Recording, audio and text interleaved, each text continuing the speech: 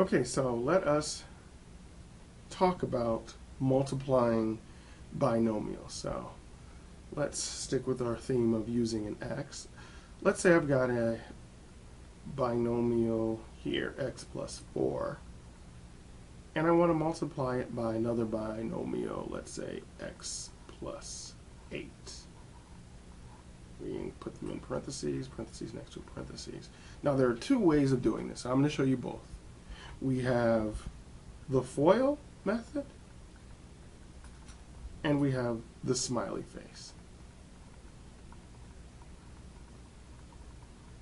So let's do the FOIL. Okay, when you're doing the FOIL, there's a certain order in which you multiply the terms. Here we have it. We've got the first, which are the x and the x. So x times x will give us an x squared.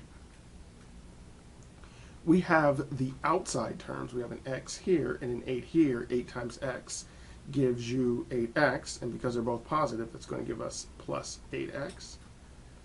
Then you have the inside, which we have 4 times x. They're both positive. That'll give us a 4x.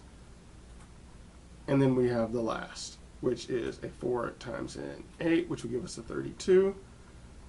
We know that we can combine this 8x with this 4x, and we'll end up with x squared plus 12x plus 32.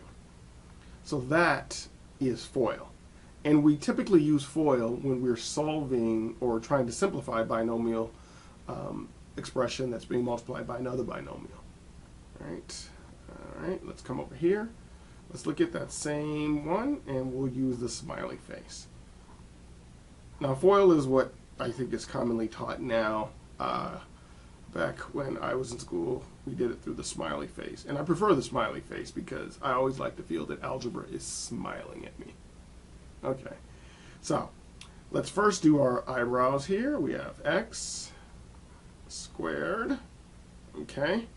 And then we're going to do our chin, which is 8x. Then our mouth, which is 4x. And then our other eyebrow, which is 32.